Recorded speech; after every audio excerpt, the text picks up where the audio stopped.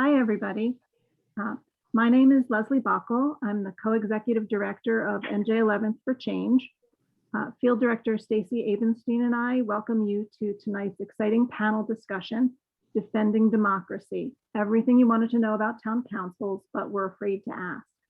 Our thanks to Mara Novak, our other co-executive director, who's behind the scenes tonight, making sure everything goes smoothly for us on the tech end. And on the tech end, I'm going to ask that everybody in the audience put your settings on speaker view. That way you'll be able to focus in on all of our wonderful panelists tonight. So NJ 11th for Change believes that government should be transparent, responsive, and accountable. And we think it's crucial that our constituents, like all of us, really understand how government works. If you agree, we hope that you'll visit our website, www.nj11.org, to learn more, join our grassroots team, or even to make a donation to support the civic education that we are doing here tonight. Check the chat for our links. So we will have it in there for you. So New Jersey has 565 municipalities and 12 different formats of government that they can operate under.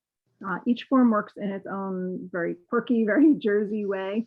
Now we've got 54 municipalities just here in the 11th Congressional District. So obviously we can't go town by town, one by one about how each one works, but we'll put a link in the chat for a really great resource, the New Jersey State League of Municipalities, which is super useful if you ever want to go digging into the rules and regulations that are related to your specific town's form of municipal government. Most municipalities in our district operate with systems that include a town council of one sort or another. We've brought in some outstanding town council members that we know that you will love to talk to us tonight from every county in our district. And they are all very, very different. They'll give us a general sense of how town councils work and how we can work with them as constituents and maybe even as future town council candidates ourselves one day. Let's welcome our panelists. Can each of you introduce yourself and tell us what town and county you are from? Let's start with Patrick. Hi, Patrick Antonetti. I'm a town councilman in Lincoln Park in Morris County. Cindy. Hi, everyone. Thank you for joining us. Thank you for having this panel. My name is Cindy Matute-Brown, and I am in West Orange. This is my first term, third year, and I presently serve as council president. Okay, thank you. And Anthony. Hi, everybody. My name is Anthony Riccardi. I am a councilman in Stanhope, which is in Sussex County. Great. Christine.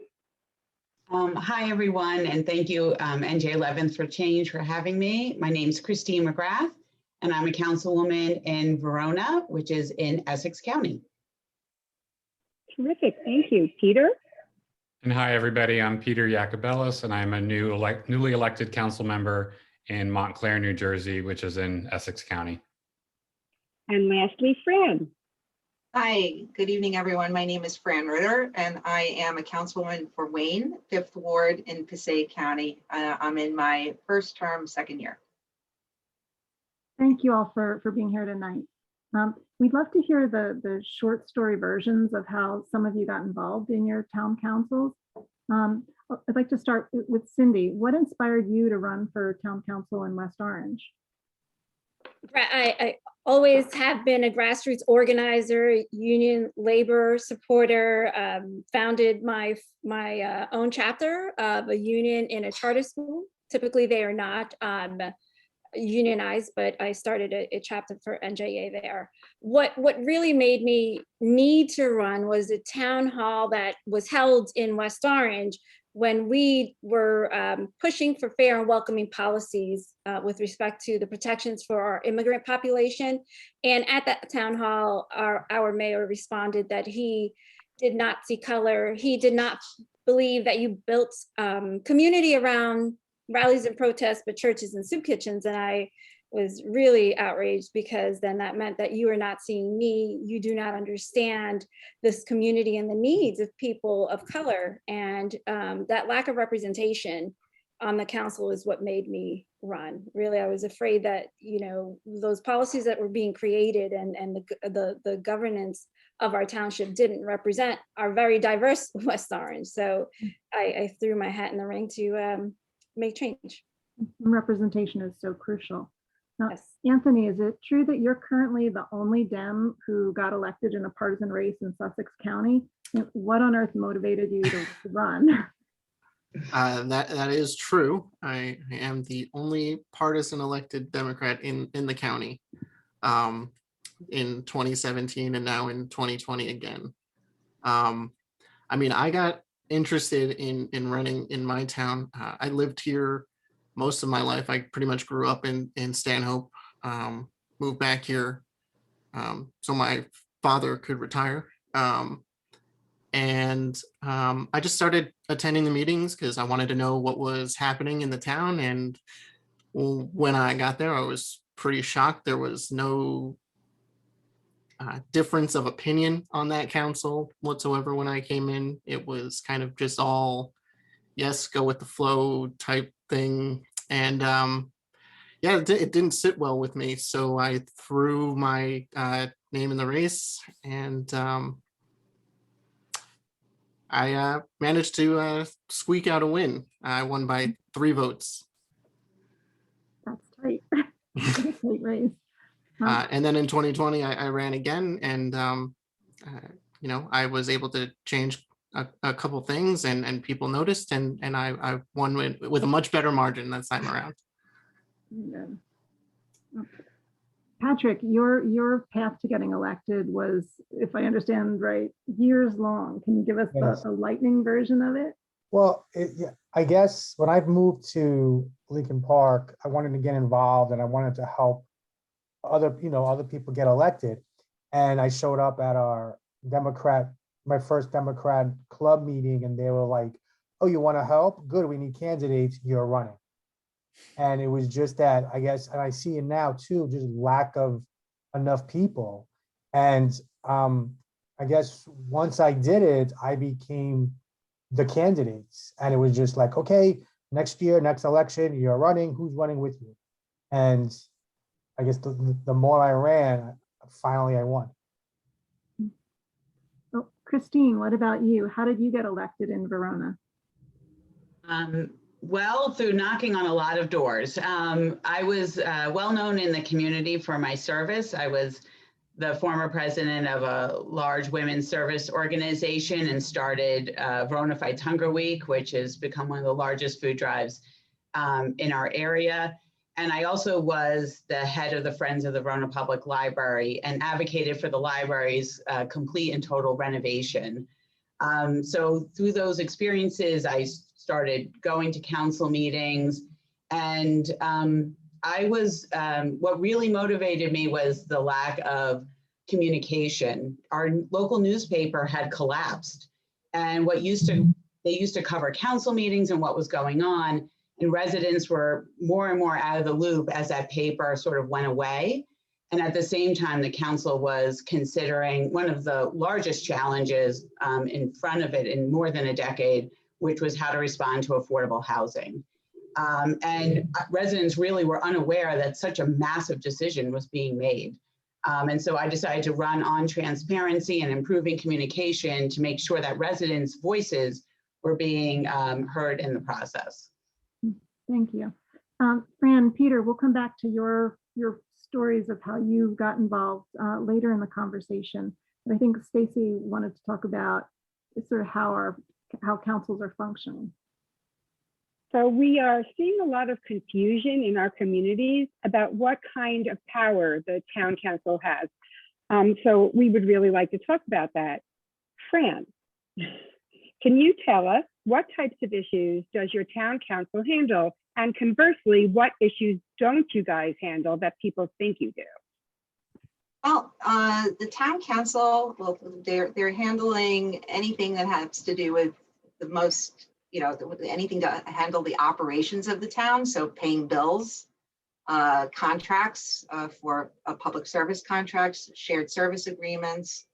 Some of the most major issues that we're dealing now, Christine made reference to it, affordable housing. That is definitely, we have to look at ordinances. There are settlement agreements, there are related ordinances that have to go to a planning board and the town council. Nothing passes go before it comes to the town council. There are issues that we just handled the last couple of weeks on adult use cannabis and sales of cannabis. So can you ban them? Apparently you can, because my town managed to do that. I was the only person that opposed that ban. We can talk about that later if you want. What a town council does not do, anything that really has to do on a state level, a federal level, decisions on that level, we can lobby. We can talk to our elected officials. We can speak to Congresswoman Cheryl about matters of federal importance, statewide importance. We would go to our state officials, our assembly officials and Senate officials. But really at a local council level, you'll find that you're really dealing with the four corners. You could have partners elsewhere in the county and so on, but you're really not going up as much as you're going out, and maybe one level up to the county level. Can I interject a question there? Sorry. Fran, are there things that other aspects of municipal government handle that people think you take care of? That we think Board of Eds or zoning and planning and things like that? Well, we'll take care of a pothole and paving. That's not beyond. We are here for constituent services. So that anything that from the pothole to the affordable housing ordinance, if anybody has any issues with that, they'll come to us. You can come to. We won't be the deciding factor whether a county road gets paved in front of us, but we can speak to our county officials and look into getting that put on a priority list. So a lot of folks are not necessarily in our town in Wayne. Folks aren't always acquainted with what's a township road, what's a county road. So kind of letting people know, and unless you're in it, you're not in our capacity, you're not really focused on it. So the constituents definitely are not always aware. So we have to make those distinctions, but we can help. So as part of your lobbying to other officials, I know sometimes councils pass resolutions. Is that the type of lobbying that you are talking about? Well, that's lobbying along across the dais. So that kind of, there's a difference between the constituent services that you can do outside of a council meeting. I can call up my business administrator for the township and say, hey, this county road issue, we really need to straighten this out. So that business administrator from the township will call up his counterpart at the county and say, hey, and this is one of the things I did within the first few weeks of being sworn in. So I don't know if that answers the question, but yeah. Resolutions across the dais or ordinances even. We have one of the other issues I was trying to tackle very early on, and before we took to video meetings or virtual meetings with the onset of COVID, we were trying to pass. I was trying to get past a change to our ordinance on public comment. So our public comment is you get one shot at the apple. So the public gets one shot at the apple. There's no cross dialogue. So a public comment, you can talk about anything, 5 minutes, the resident can talk about it for 5 minutes. Then you're sitting there afterwards, after the public comment period closes, and you're sitting on the dais, and the council can say whatever they want to say, and then drop the mic. And then there's no cross dialogue. So I was trying to change that. I was trying to lobby my fellow council members. There was some traction, and it lost traction at the COVID when COVID came. And we also got more, but in turn we got more participation from the public. So I think, and having me on the dais, it's kind of like it's it's a long story, but having me on the dais, a lot of folks didn't feel like they had a voice before. And being that I'm on the dais, the voice that they're not getting at the podium, they're kind of getting it by my cross dialogue with my fellow council members and the mayor. Yeah, I think it's great to have back and forth dialogue. That's great. So what I'd like to do is talk to, maybe Peter can tell us a little bit more about how the council interacts with the other parts of the government, like the zoning board and the planning board and the board of ed, because I am not sure that people understand, and different towns really do handle it differently. Like sometimes it's appointed or various options.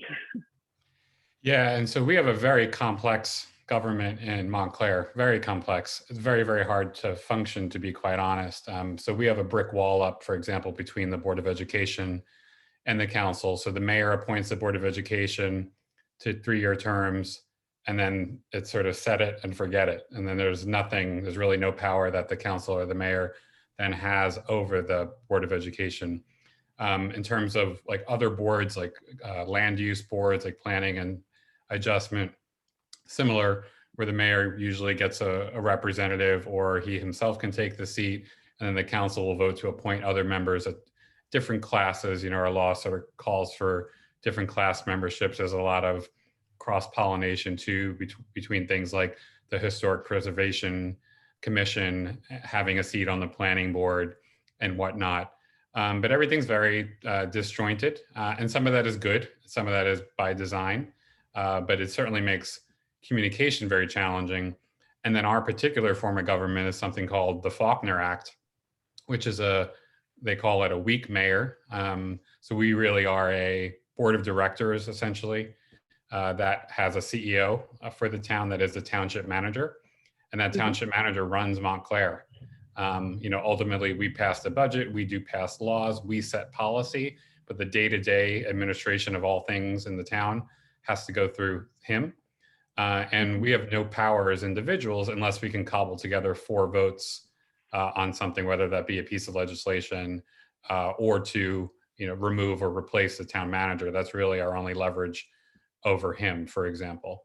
So very interesting, very challenging.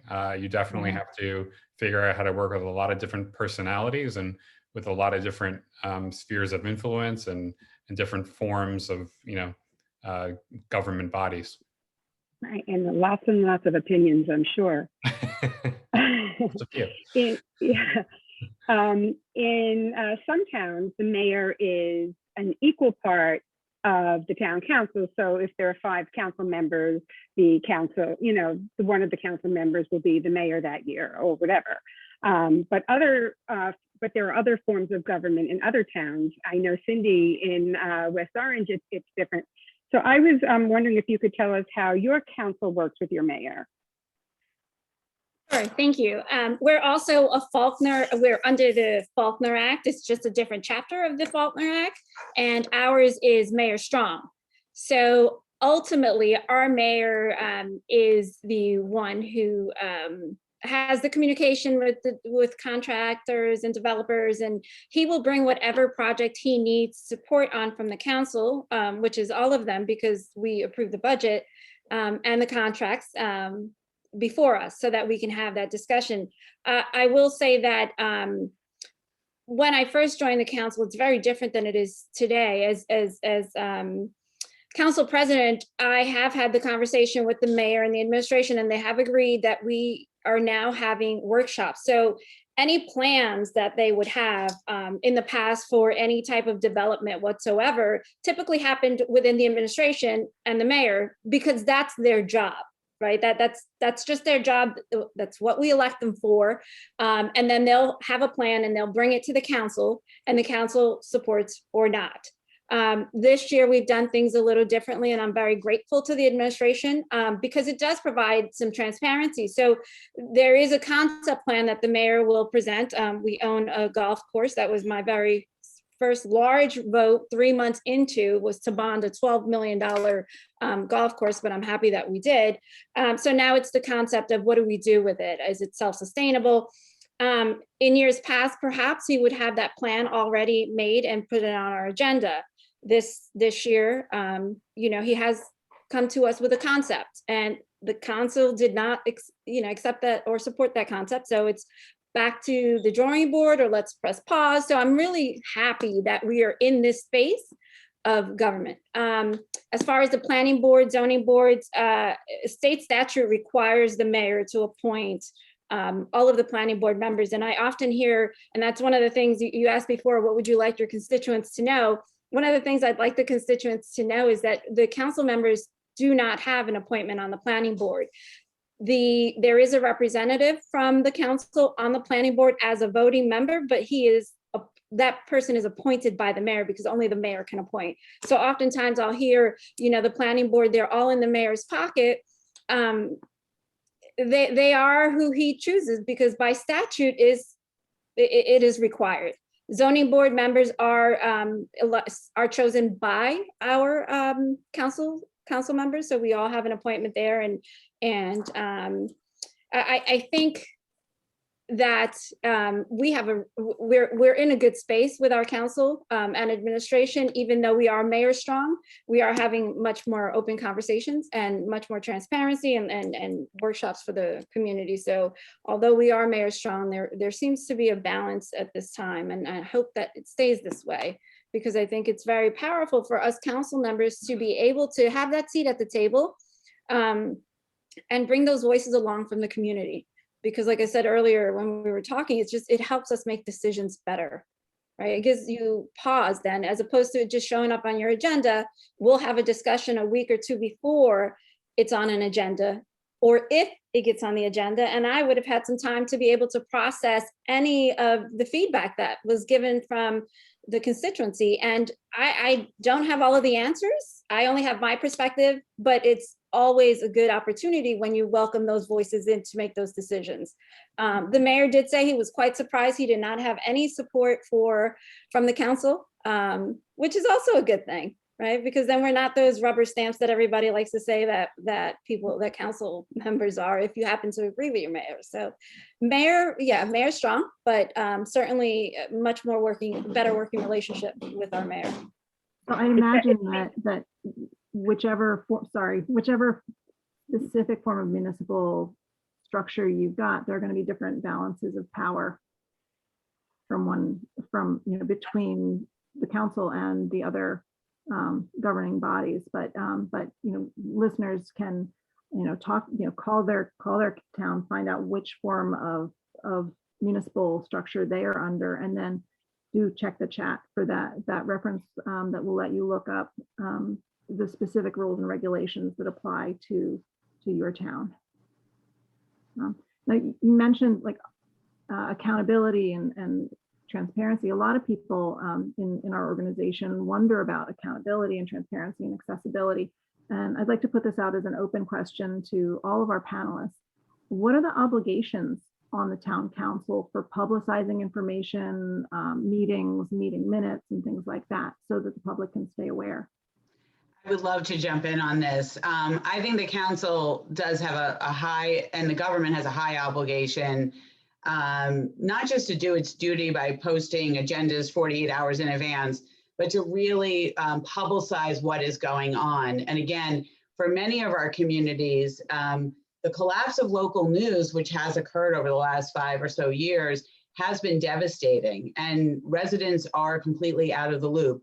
I spoke before the pandemic. I had the chance to speak to a group of seniors at our community center, and I told them about the affordable housing negotiations and projects and land purchases and contracts over how many units were going to be built in our community, and they were literally shocked. They had no idea this project was going on for the last 3 to 5 years. And again, there's this real dearth of information. So I think between social media and email lists, I know in Verona, based after I came on the council, I helped to encourage our local government to set up an email list, because not everyone's on social media, to really put this information out there. I personally, every day that we have a meeting, I post the highlights from the agenda to a link to the agenda on social media. And the next day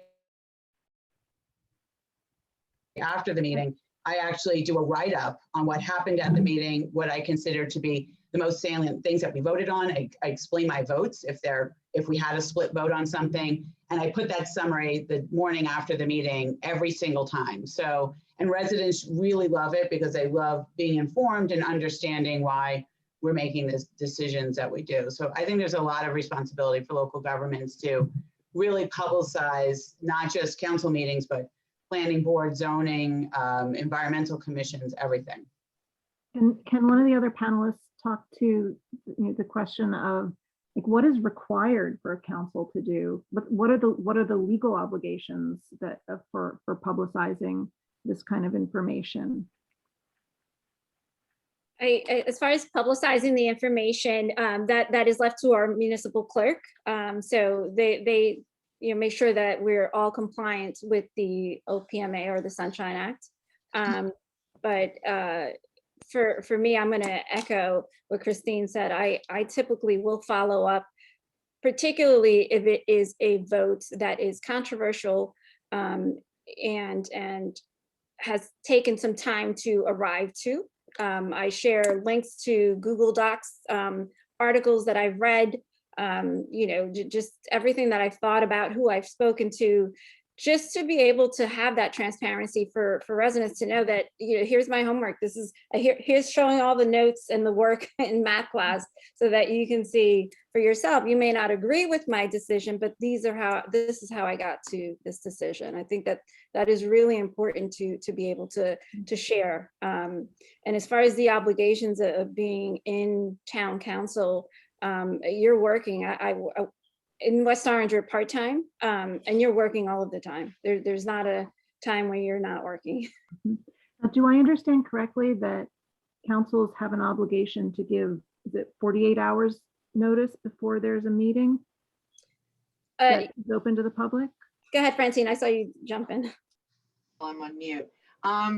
Yeah, there's specific amount of days in advance of a meeting that you do have to post. It's read every time we're at a meeting that you actually have to post in a publication. We post in Wayne, we post to paper media and online media. But there's at least 7 days, and there's also the township's website. We publish the agendas, all the ordinances, the proposed ordinances, proposed resolutions, but there's a specific day requirement, and I believe that notice of a meeting has to be published.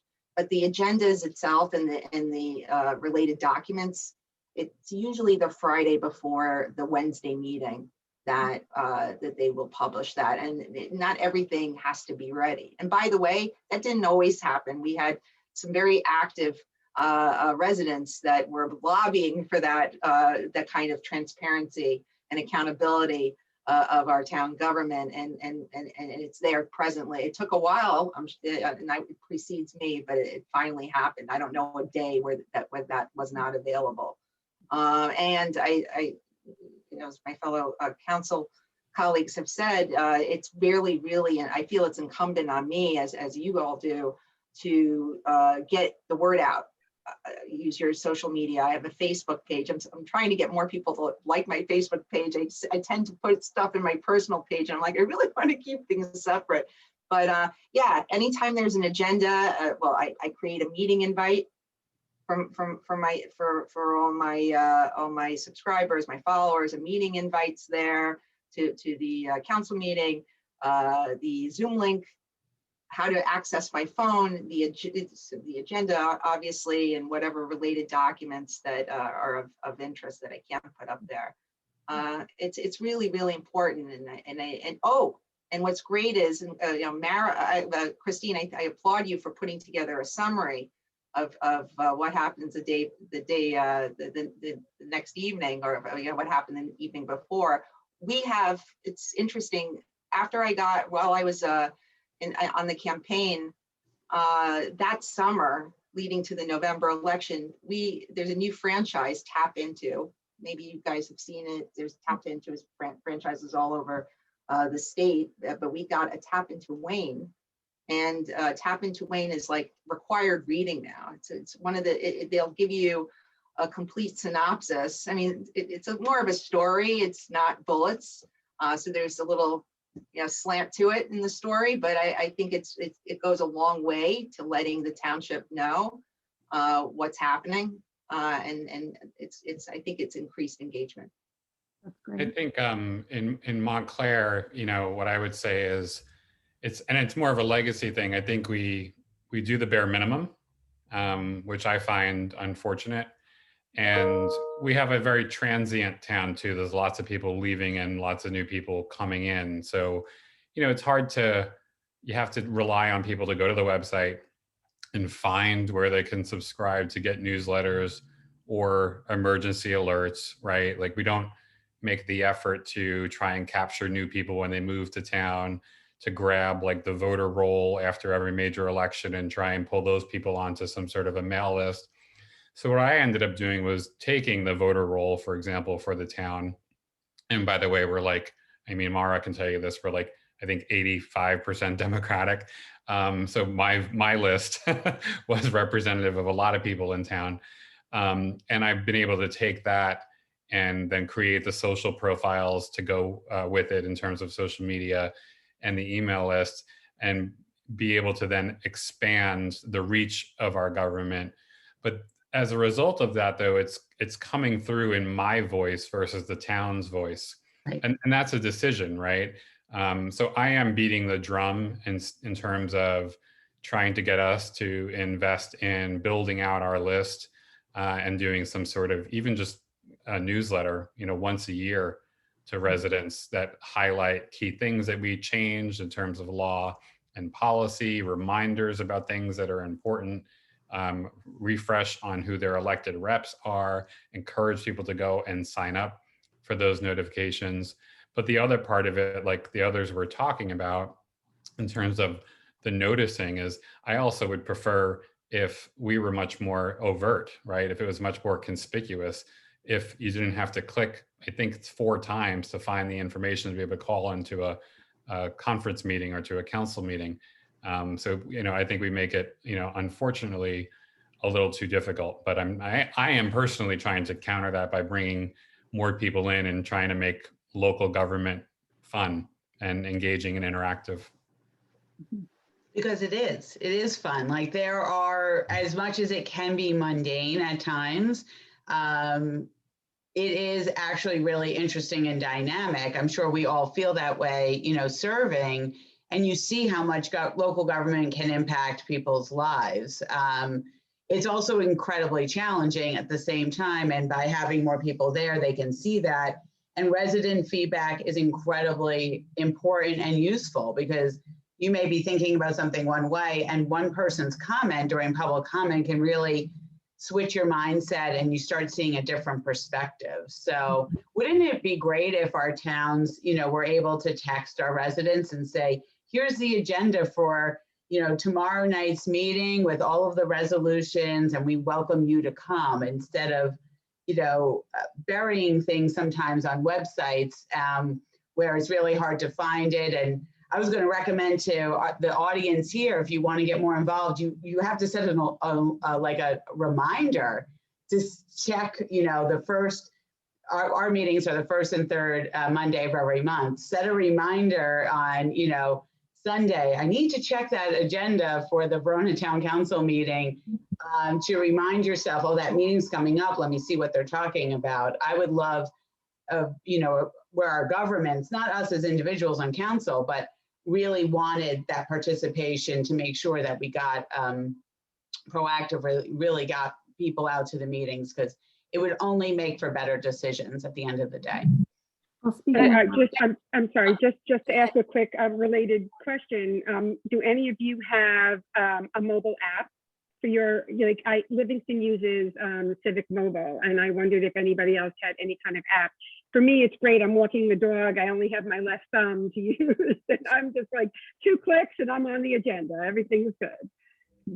So West Orange does use Civic Mobile, but more frequently than not, what we get is a in and around town email. Obviously, you have to go to the website and subscribe for it so you receive it, but you get everything that's in and around town, including the zoning board minutes, and there are hyperlinks that you can just click to, and it takes you right to agendas. So I'm happy that they do that. I still get them. I used to, even though I'm on the council now, I'm still on their email distribution list, but it's helpful because I know that, if I want to look up something very quickly, I just look at that email and it's there and the hyperlinks are there. That's That great. sounds like a great thing that constituents could say, reach out to a town council member and say, what's the best way? What's set up by my council to let me know what email list do I need to get onto. But talking about the idea of making it easier for constituents to participate, and I'll toss this question, Patrick, if you would speak about this. What can councils do to make meetings accessible to any constituent who wants to be able to participate? And I know that's a different question now during COVID, but if you're able to speak about pre-COVID and post-COVID, that would be super helpful. And do you think that town councils are doing, and your town council is doing enough? Are there things that you think councils could do better? Well, I know post-COVID, one of the things I ran on was more openness and wanted to get the council meetings on, whether it was on the TV or on YouTube. And now that I noticed in COVID, we're on Zoom, the attendance has not changed. It's the same 2 people that regularly come to every meeting. And I even advertise it, and I put it on Facebook, or I'll email the link out to like other active members. And we had an issue. I mean, unless there's an issue, last meeting there was an issue, so public came.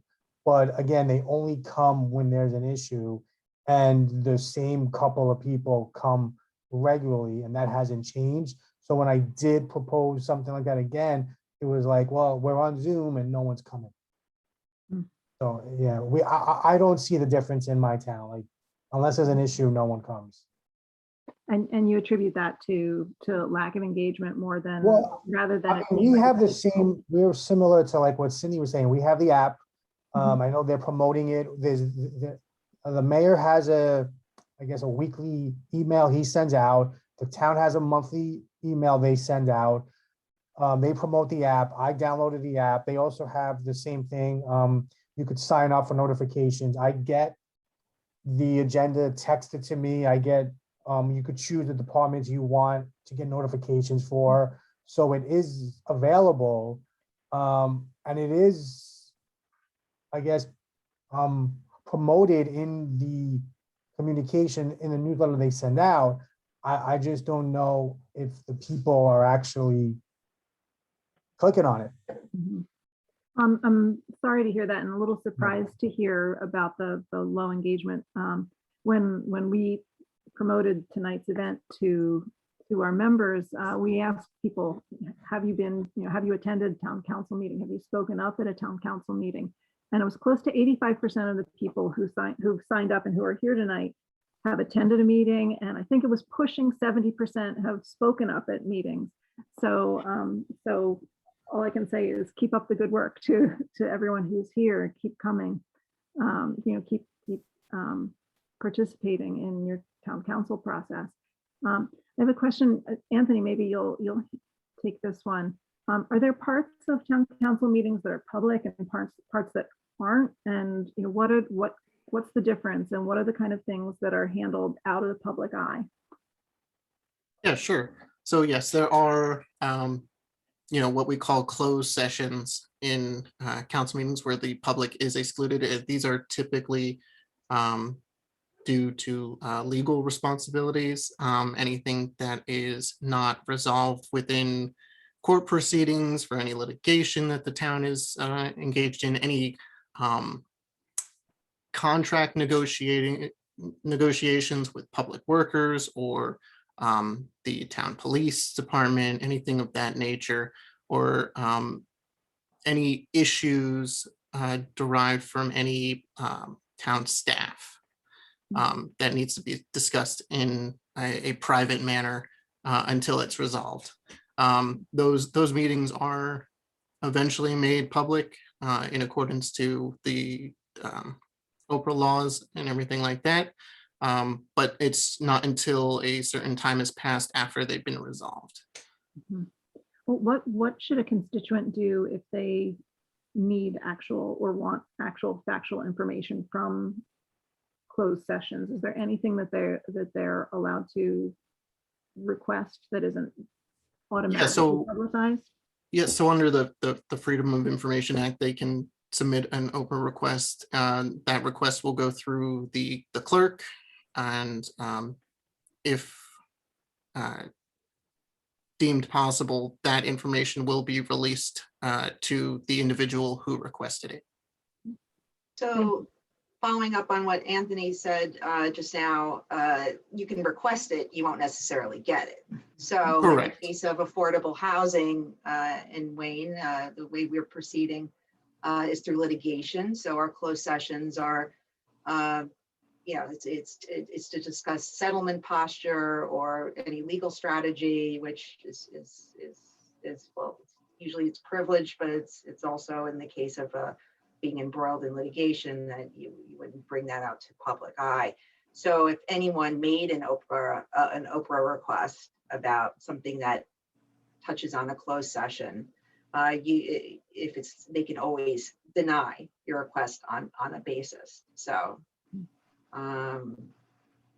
that's how. Yeah, those requests will most likely always be denied if the litigation is ongoing. There is a certain time period after the litigation is done. You can request it. They can still deny it depending on the request, and citizens can appeal those denies. So there is a process, and if anybody has any questions on that, your town clerks are well versed in that law, so you can always call in and ask them. And don't give up. Yes. And I just want to add that closed session is one of the hardest parts about being on council, at least I find, because these are the most challenging and complex of issues that you're going to be presented. Litigation is really difficult, and figuring out and making sure that you're asking the right questions of your professionals and your legal team is a huge challenge and a huge learning curve when you join council. And it's also hard because the public doesn't see your thought process in these situations. They don't see how maybe you directed the conversation. It's a different dynamic, I also find, in closed, which is good because, again, these are the hardest issues. And so the dynamic, even amongst council members, is different in these scenarios. I don't think the public should be upset per se that there is a closed session. Again, it's litigation, and you want the township to prevail, and the township needs to discuss legal strategy in private, so because the lawyers are watching when it's in public. So it's important to have closed sessions, not necessarily bad, but it is the most challenging part of being on council. Thank you. So with all of this interesting discussion, I'm sure everybody sitting here is going to want to be more involved in what's going on in their town council. So how can people be effective and persuasive in communicating with their town council about issues that they really care about? Cindy, maybe you can help us on this one. I have my cell phone number is, and probably everybody's like, you put your cell phone number. My husband was the first one to say, you put your cell phone number out there, and my constituents use it. Email, right now we're having discussions, and I've had several invitations for roundtable discussions because we're talking about our golf course, which is 134 acres and potential development of some of the acres. So residents are very involved, and they've been very quick to, just organize themselves and say, come on over, we're going to have a discussion. Then I'm more than happy to join those discussions because, like I said, it's the best way that I am able to make a fair decision. So email, cell phone, text, at all hours of the night. Sometimes I'm like, okay, it's 10 o'clock. But I understand that because sometimes it's 11:30 and I'm looking, I'm like, no, it's too late. I can't send the text now. So I know that people try to access you when they have that opportunity, especially if, we're all home now. And if you have young children at home, you're always 100% of the time you're occupied doing things. So whenever you have a spare moment, but that's how my constituents are able to reach me. And it's an open door. Sorry to interject. How can constituents be effective in making their case at council meetings? Like we see people organizing into groups to make presentations or speaking as individuals. What makes an effective presentation or plea or whatever it might, however you want to cast it? How can people be persuasive and effective in that kind of context? Is that a useful context? Go ahead, Jake. Peter, you were saying. Oh no, I was just going to say, for me, what I've seen in my year is the people who sort of want to advocate for something showing up with varied perspectives on it. So, for example, there's a debate over whether to turn one of our main streets into a pedestrian plaza, right? And so bringing the business owner or the local or the resident, to talk about just different perspectives on rent control. We had leaders of the faith community join in with renters, join in with economists. And you had the case made for rent control across multiple different disciplines or multiple perspectives or multiple points of view. And things like that are often compelling because you tend to be then pulling on the thought or heartstrings of the people who are serving, sort of based on their own worldview, right? Because a lot of this is, people think like you get elected and you sort of know everything and you have this completely balanced perspective, but at the end of the day, you're always still just the individual with your own life's experience. And that's what right? Making decisions. So, I think that when you present more sort of diverse perspectives, you're pulling on the heart and thought strings of more people, and it might resonate with a particular council member differently than you expected. So that's what I've seen be really effective locally here. Coming prepared is everything. We had a great issue. It was just kind of unbelievable, actually. It was about a clothing bin ban. Another one of the things that Wayne wanted to ban. Clothing bin, to recycle clothing, used clothing. Why would you want to ban that? Oh, it's unsightly. Oh, the folks that run these things, they're not really doing anything right by the town, and it's just let's get rid of them. So there were a number of people that are on tonight that some of them we've helped turn into candidates for this year that were so excited by this.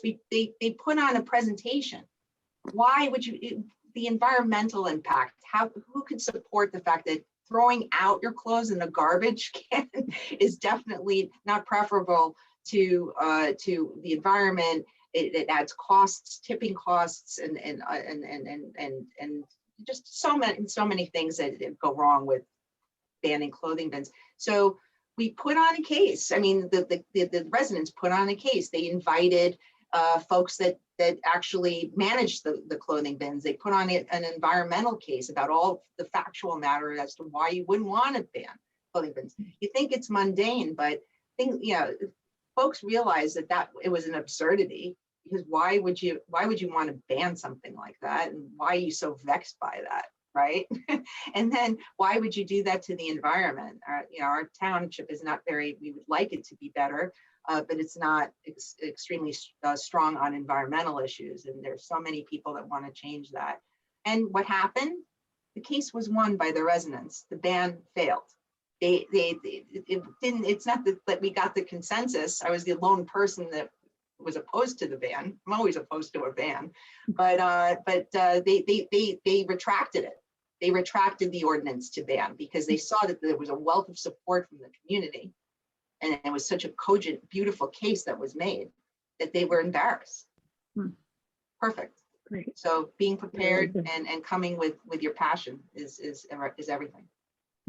That's really great. I have sort of a related question. So you've told them how you could be effective coming to the council. How do they get involved in the committees?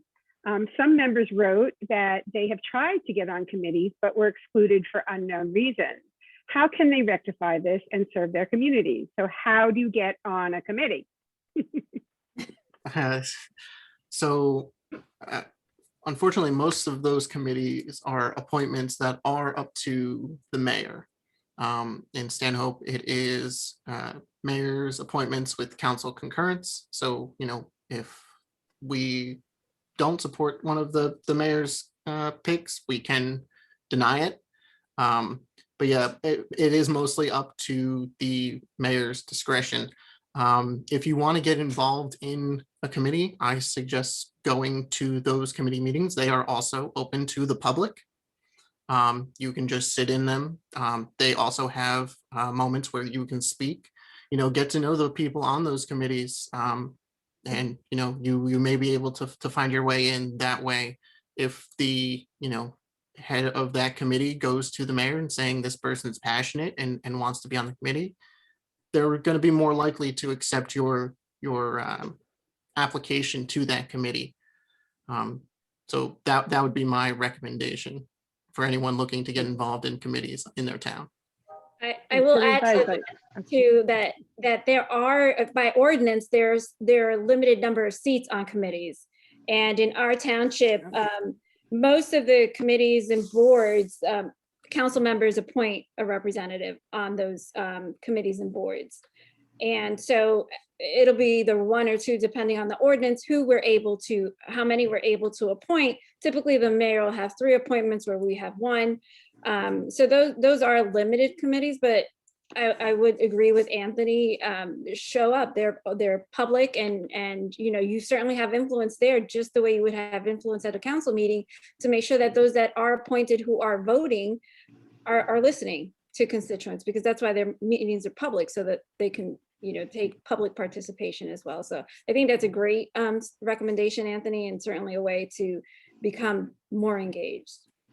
And I just would like to add, in our form of government, the council actually makes a lot of the appointments. If there are a lot of applicants when we have an opening, we have a voting process behind the scenes. We can look at their resumes, which we actually ask for as part of the process, and a little statement on why they want to join the committee. And then we have a voting process that our municipal clerk runs. And so that we can, understand, prioritization. But for a lot of committees, we don't have a lot of applicants, or we have no applicants. So it's either, feast or famine, right? I think for some people listening, you would be surprised with how few people are volunteering to be on these committees, and you should absolutely apply. And, I also want to say that this is partially about relationships. So if there are people who are out there who are trying to get on a committee and they're having trouble, I would reach out to your council members and your mayor and set up a coffee and, to become known. I think going to the meetings was a great example of one way of being known, but the other is by developing relationships with those decision makers. You will probably be surprised with, how open they are. And if you're still rebuffed, then you have to run. You have to run for council and get the seat at the table. You're going to have to fight for it. Thank you. I want to keep a little bit of an eye on the clock because we don't have a whole lot more time left to go. But NJ11 has launched a lot of town council candidates over the past several years, and we expect there are going to be more. So I'm really curious about what advice you guys have for candidates and for hopefuls. Patrick, you've got tons of campaigning experience. Is there one thing that you think any prospective candidate should absolutely know if they want to make a successful bid? I think they have to get involved. I think even though I ran before, I think the best thing I ever did was get on the Board of Education. And I know some towns it's more competitive. I mean, but in Lincoln Park, it's not. I actually was a write-in candidate, and that really helped. And if it was, and then the year I got on the Board of Education, I actually applied for an alternate for one of the committees. So I was definitely trying to take that next step to get more than just face and help with the recognition. So I think the best thing someone could do if they're interested in running is get involved in a committee or maybe even run for Board of Ed prior to the run for council or anything higher, and just take the proper steps, because it does help. It helps with the name recognition and people know your face, and you actually see more behind the scenes on how a meeting is run and how committees are set up, and you could, see how the finances are and just stuff like that you don't just see as being a member of the public. Thank I have you. a little bit of a different take on that. I sort of see it, and particularly with my own race, as, I don't know, like I feel like that it's kind of like when you buy a car, right? You drive it off the lot, and then the second you drive it off the lot, it loses value, and it just keeps losing value over time. I kind of feel that a little bit with the longer you're sort of involved in an office. At least that seems like the climate these last few years, that there's a lot more sort of currency and value and almost being fresh and new. Because a lot of people gave me that advice in Montclair, said, oh, you should go for a board or a commission first and do that for 4 years before you run for council. And I said, well, I don't really want to be, 45 before I'm on the council. I kind of want to do it now. And I ran as an outsider with no name recognition whatsoever. And that was actually what was really attractive, I think, to the voters in my town. At least they liked the idea of a fresh face, somebody who wasn't a part of any of these institutions coming in and truly bringing a fresh perspective. And I had just come from the private sector as well, which I think was a little interesting to folks. So I think there are many different paths to office for sure, especially these days. It's so volatile. I didn't set out to be politically active other than my political clubs, but it was organic. Folks that for me, we had, my condo association had a lot of trouble. And they had trouble with transparency and accountability and a whole host of things. And we have led a grassroots movement to replace the board, and we were very successful with that. That got me name recognition, and that was very helpful. And I think people should look at their backgrounds and look at their, there's probably a ton of things that they do for their communities, or, that they're already great advocates in their school, or, or in their condo association, or some kind of civic minded, if you're at your food pantry, you are already doing so much good for your town. And if you have that kind of passion, you can leverage. You don't have to come from a traditional, trajectory, like this is what I want to do. I want to be a politician. These are the stages I need to get there. It could be just someone that had no political background like myself, that you just do what your passion is. Yeah, just to continue on what Francine was saying, a lot of things that I see dissuade people from running is they think that they're not qualified enough. Trust me, if you go to a lot of meetings, you'll see that you're way more qualified than a lot of the people up there. There are some people you would be shocked that are in positions of power, and that you would do a lot more good being up there than they would be. So if you think that you're not qualified, I would urge you to look again and realize your worth and run. I want to follow up on what Anthony said and what everyone has said is all of these avenues are avenues to get yourself involved. Absolutely. I do also think that it's very important to understand the role of local government and what role you play as a council member in that space. When I was running, I was told, this town isn't ready for you. You are too focused on social and racial justice issues. Council members don't deal with things on a national level. We only do, garbage collections and, leaf contracts. And far from the truth. You are in a position as an elected leader to change that conversation, should you choose to do so. And it's not obviously the easiest thing to do because it's one voice, typically, if you are the first of a progressive. And I met Anthony at PCCC in DC at a training, which is also very important. It was a training for how to run for progressives. And it's certainly a worthwhile investment to do. I mean, they gave us a training that actually, and I came home and did it. Anthony, I don't know if you did, but you had to draw out how you would set up a campaign office in your own home, a room in your home.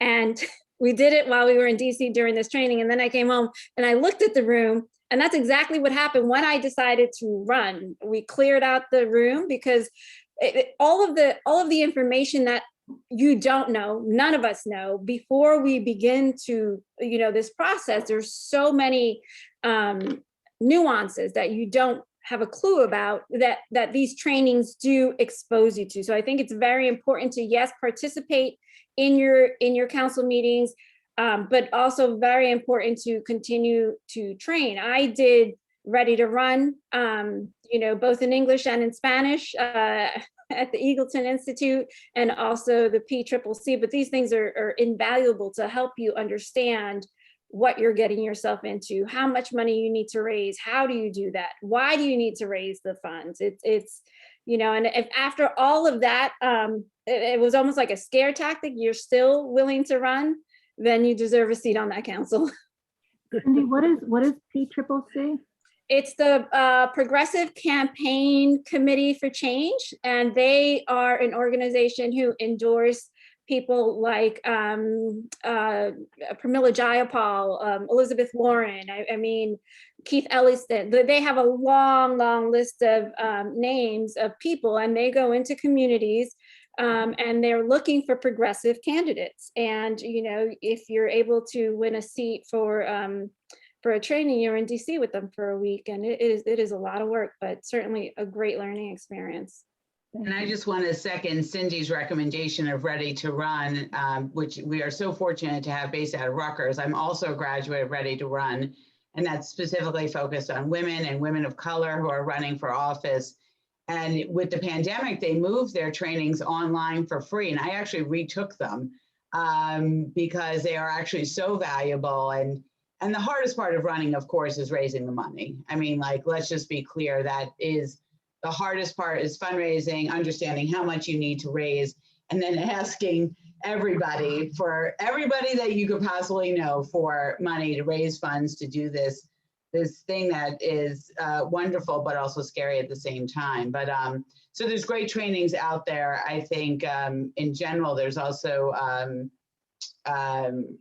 Run for Something for young millennial candidates. That's a fantastic organization that supports millennial progressive candidates nationwide for local office. I follow them on Twitter. They're really and donate to them. They're fantastic. So there's a lot of great training, and there's great books on the topic as well. So there's a lot of ways to get prepared besides the obvious, which is to reach out to council people who want elected office in your community, and people like us that are in your area. And we would love to give advice, because there's nothing like hearing from someone who's actually been through it.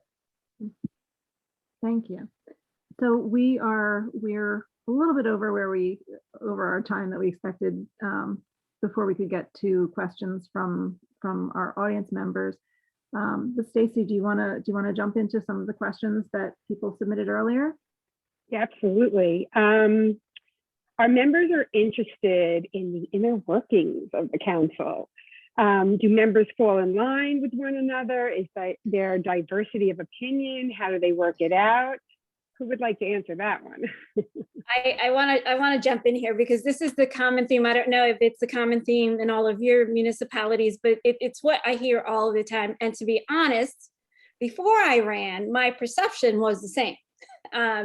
Being in the space, because there are a lot of things that the public isn't privy to, right? When we're in executive session, there are things that, may, if we speak about them, may prejudice any litigation or any strategic, operation that they're doing to for instance, I see everybody's talking about the affordable housing litigation, like all those things, right? So I will say that my town council colleagues, and as president now, I continue that path. When the agenda comes out, we get it the Thursday before the Tuesday meeting. Everyone looks it over. I'm picking up the phone and I'm calling each one of my council members individually, not to say, please vote this way. It's just like, where are you on this? Do you want to discuss this? Is this something that we should all agree to pull off the agenda? Is it? So a lot of the legwork and some of the arguing is done, and there is, because we have difference of opinions, and it's not an arguing, yelling match, but we have a difference of opinion, and we're not all going to agree, and we make up afterwards. But all of that discourses happens outside of the public view, because it's just not. Nobody wants to come see you fight. Well, maybe some people want to come see you fight on the council, but that's not what we're there for. And then we can have a dialogue on the dais. Right. And then there are times where I'll say to my whoever, whether it's the mayor or the CFO, if they've listed something on the agenda that I think that the public needs to better understand, then I'll ask them to walk us all through it. This is a learning experience for us all. Being new to the council, sometimes you'll ask questions and some heads will just roll back like, oh my God, why are you asking that question? Well, because I don't know. And if I don't know, and I'm sure there's many of us that don't. But that there's a lot of dialogue that happens, troubleshooting in advance of before we, these days not get behind the dais, but, get on screen. So that doesn't happen at all in my township. And the unfortunate part of it is local politics, really, there's no place for party in local politics. They say potholes don't have R's and D's on them, right? Or I's. This is just the way it is. So when we get the agenda, maybe they're meeting. I'm the lone Democrat. I'm the minority party, and it's a council of 9. Mayor is also a Republican, and maybe they're talking amongst each other. And by the way, there's something called, for the folks that don't know, the Sunshine Act, and you cannot convene as a council. You can't even have 5 people. And in our case, we have 9, so the majority is 5. If you have 5 people convening outside of the public, anything that's considered a meeting, sunshine has to shine on the subject matter and the discourse from the council. So if they are meeting, they're not telling me, and maybe they're violating the Open Public Meetings Act, but that's another story for another day. So I come prepared to a meeting, and fortunately and unfortunately, I tried to pick up the phone early on in my capacity as councilwoman after I got elected, but it didn't always work. So the dialogue happens on the dais, and it's usually a different voice from the rest of my council colleagues, and that's okay, because prior to me being there, all they heard was from the podium, and they didn't have to address it. Well, they have to address me because I'm a council colleague, and there has to be, a back and a forth about it. And so you don't always have that. I love Cindy's what happens in her local government, but there's something different that happens everywhere. It's not always what you think. Yeah, my experience is more akin to Francine's. Not only am I the lone Democrat in my town, I'm pretty much the lone Democrat in my county. So a lot of stuff happens, without me being, said in the loop. That has changed a little bit, especially after my re-election in 2020. They realize I'm not going away anytime soon. So, I have made some inroads with some of my fellow council members, and we're more open, and we, have better dialogue. There are still some of those on the council who would rather just not hear my opinion, but that's too bad for them. And, we'll keep going at it, and, we'll have those conversations on the dais. But I am glad to see that, even with me just being there as the lone Dem, the others who are on the council aren't always in sync anymore as when I first started attending these meetings. So I like to think that maybe I have, have changed some of their minds. So, I'm not the big scary Dem in the sea of red anymore. So, keep at it. It's going to be discouraging at times, but just keep going, stick to what you believe in, and hopefully some people will come around. And the follow-up to that question is, how do you fix a broken town council? So, if it's not functioning because nobody's listening to each other, how do you fix that? You recruit other like-minded individuals to run. You But if you change got 3 years to go.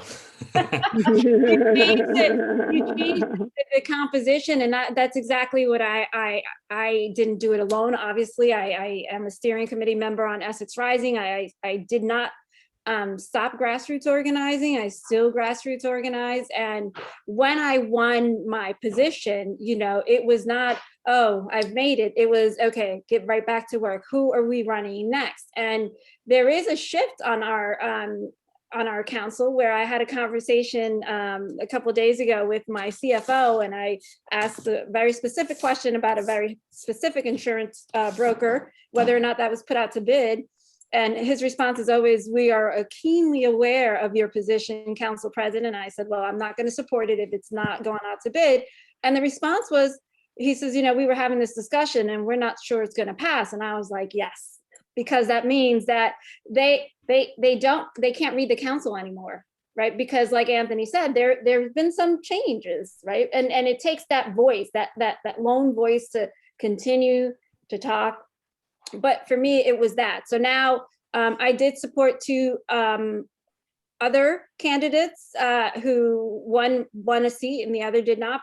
And that was everybody was questioning, how are you going to work with your council colleagues if you're not supporting their reelection? And I was very honest with them. When I ran for change, and the change did not end with me. It started with me.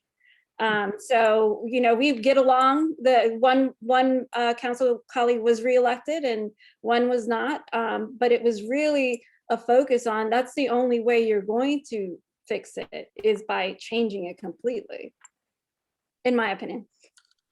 Yeah, I was always fascinated by, still am fascinated by this assumption that you become a different person too when you become elected, right? And it's like everybody, at least here that I serve with, and people in government in general, I think expected that I would stop talking to the press like I did throughout the whole campaign, stop talking directly to the public, answering every email, answering every question, and Instagram messenger message and Facebook messenger message and all of that. And it's like, wait, you're still campaigning. I said, I'm not campaigning, I'm still engaging, because I promised that I was going to be the same person in office that I was as a candidate. And to me, that means you just keep doing the same thing. And it's funny that becomes, how inconvenient that becomes for the status quo, and how much pushback you get as a result of that, which actually, it makes obviously the relationship forming a bit challenging. But the way I think I've figured it out at least a little bit is figuring out what's important to other people as individuals and getting to know them. And at least in my case, I'm at large, so I can partner up with any of our ward, which are like district representatives, and really help them with things that are of specific interest to them in their wards, whether it's a park improvement project or flooding issue, and get into the weeds with them and be a second set of arms and eyes and ears. And that has helped me in terms of just forming the relationship, and also proving that I'm not just this person has a lot of time to engage, but I also have the time and the desire to do the work as well. So workhorse and show horse kind of thing. Thank you. Mara, were there any questions that you noticed on the chat that we haven't touched upon so far? If there are things that we could address really quickly? Not really. There's a lot. I mean, mostly people are just like really interested in the ideas. So some of the things are a little bit out of bounds. Like, I want to know more about affordable housing. And I feel like we don't really want to talk about the issues here. We want to talk more about the process. I do see a question from John Pennington saying, how much public participation do other councils allow? I know Fran talked about that a little bit, and you know, like, is there a standard time limit? Yes, there is, and it's horrible. So, so the council does its thing, and then they open up for public comment. You can speak on anything. The speakers are timed at 5 minutes max, and they time it. They really do. There's no cross dialogue, and you can yield. I think you can yield to your remaining time, but 5 minutes. That's it. And not only is there not any cross dialogue, after the public comment period is closed, then the council and the mayor can say what they want. And in some cases, it's been reserved for highly politicized commentary. Drop the mic, and then the meeting's over. So yes, we're interested to know what other, I think what Mr. Pennington lives in Wayne, so he's a constituent. We were interested in knowing how many bites of the apple do other towns have Right, for their public. Yeah, and I'm curious about that myself, because Yeah. Montclair is kind of similar, I think, from Yeah. meetings I've been to, but I'm curious about how it is in the other towns, so. I know in Lincoln Park, we also do the 5 minutes thing, but I also feel that if a member of the public comes in with respect, the council will allow them to go over. But it's the people who come in who are like, you're wrong. And then it's like, I know sometimes you just get it back and be like, well, time's up, sit down. And it's like, you just come in, be respectful, even if you disagree, be civil. And, you know, if you need more time, the time will be given. And I want to share that West Orange is the same. So for anything on the council, on the agenda, it is 5 minutes. For any ordinance reading, the first reading, there is no public participation, but second reading before the ordinance passes, there is 5 minutes. I want to just say that we did try to change the ordinance, and I don't know, Leslie, if you followed that, but we tried to change the ordinance time to shorten it. Our meetings are 6, 7, 8 hours long. Yeah. They're incredibly long, and the problem with that was that council members get tired, you're irate, at some point you stop listening, you're not having productive conversations. And because I wanted, and the administration was on board to give us an additional work session. So I am asking my council colleagues, you already have two times a month that we meet, and they're extensive meetings always. I wanted them to not give back, but add an additional meeting, a workshop, which is another public meeting that provides for 5 minutes of public comment for everyone who wants to speak on that specific matter. And it's our work session, but because we're meeting, there has to have public comment. And, obviously everybody's time is limited. And I was concerned that they did not want to give a third meeting a month. And so we all agreed, until we got into public section and public comment, and some started to backpedal. So eventually I just withdrew the ordinance, and we are at 5 minutes for public comment, 5 minutes for ordinance on second reading, and 5 minutes during the workshop. So for those residents who are really engaged in a particular matter, you're in a month, you're having 10 to 15 minutes to be able to discuss matters. And quite frankly, ordinances are the most impactful, because those are the laws that we're changing in the municipality, right? And they require that time for you to listen to your constituents. So we're between 5 and 15 if we're having a work session. And I would love to just add, or as a suggestion to everyone watching, that it's actually really effective to email your comments to the council. I'm actually shocked at times how few emails I get. And emails are actually a great way of being effective at, especially if you know what's on the agenda and you have a point of view before the meeting. Obviously, during the meeting, you may want to use public comment to respond to something that you heard during the meeting, and you wouldn't be able to do that per se, but you could send an email as a follow-up, especially if you feel like you got cut off. Our limit is 4 minutes, and with no cross dialogue. So I think email is actually a very effective tool, and we have a function on our website where the email goes to all the council members all at the same time. And also in general, I would also just want to add that a lot of issues that people feel the council needs to address is actually the administration. So don't forget to email your business administrator, your township administrator, whenever you're having any sort of issue, because actually the squeaky wheel does get the grease. So the more you email, the more you come to meetings and speak up with public comment, you're going to get traction on your issue likely. So I have as a little bit of a follow-up. I mean, I know, like Christine, I see you very active on Facebook, for example, and I know Peter is. Like, I mean, how much is that dialogue on Facebook something that, I mean, are you considering that of being a formal, in any way formal, or is just another way to engage?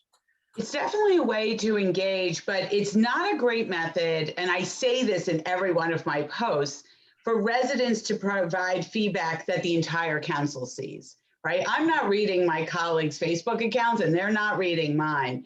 So when I do my summaries, I say, if you have feedback on anything that we decided, click on this link to email it to all of us. If people comment, and they do, what I fear is, again, that those comments are not being seen. You know, I'm one of 5, so they're not being seen by 4 other people. It's much more effective to use that same amount of time to just send that email to all of us, and then your comment is being seen, and it has more weight. And you would, again, some issues are hot, and you get a lot of comments, a lot of emails, but most of what we do is very quiet. And so, you know, again, like any engagement is really good. Yeah, and Mara, so first of all, Christine, I've heard about your email, so they're awesome. amazing. I follow both of you, and I recommend Christine. There are rumors about your emails. All good. I would say, like, one of the challenging things for me, so I tested a new idea, which was to have a normal Facebook profile instead of a page, using council member Peter Yacobellis, so that I could be friends with people and have that kind of engagement. And it's both a blessing and a curse, right? It's great because I get to wish people a happy birthday. You see their birthdays, you have all this really great engagement with people, you like each other's posts, stuff like that. So it brings me closer. But then everybody tags me in everything, and tags me in the follow-up comments, and tags me in the follow-up comments.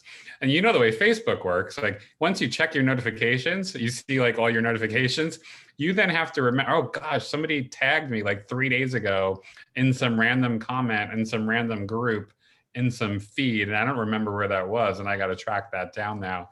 So that piece is interesting. So I agree, Christine. I consistently say to folks, please email this to me. Take this out of Facebook Messenger or Instagram Messenger and send it to me in an email, because I want to make sure my colleagues see it, and because I want to be able to action on this for you. I want to be able to loop in a township employee to be able to follow up with you on the issue. So that's, and you brought up a great point, which is Facebook groups. It is nearly impossible to be in all of them. And like you said, the follow-up, if, you know, I don't actually engage in the Facebook groups. I'm in some, I'm observing, but I don't actually start interjecting. I save that for my council page. And there is this side issue that, you know, it has to be archivable. Like, it is overable, your Facebook. So there are some tricky things to navigate, personal Facebook pages, and, you know, and certainly and Instagram accounts, and then messaging in there, and these things can be overed. So we do, it's very tricky to try to manage this, all of these profiles.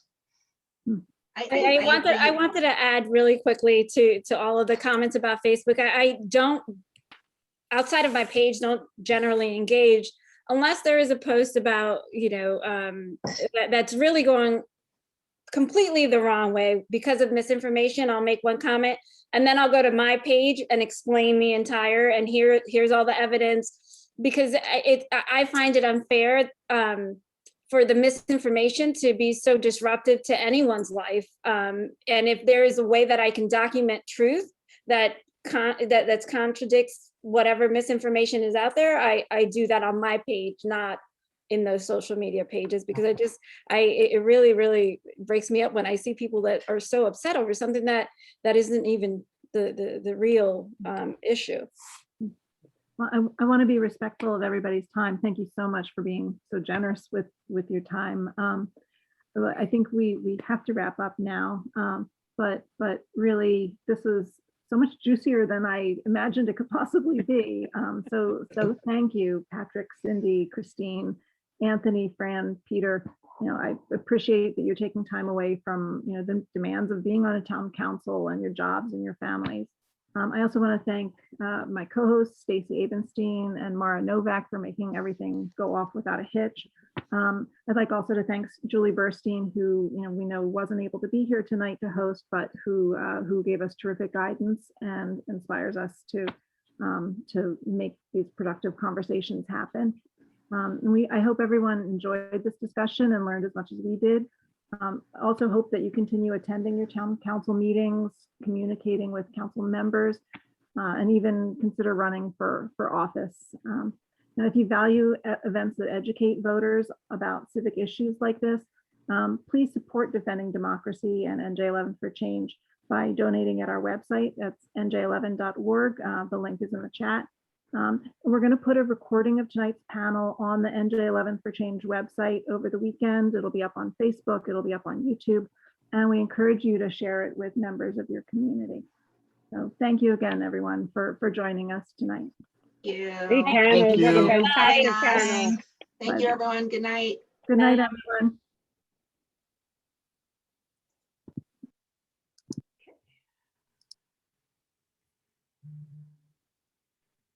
Thank you. Bye. Thanks so much. Thanks, Stacey. Thanks, We're Sarah. still here.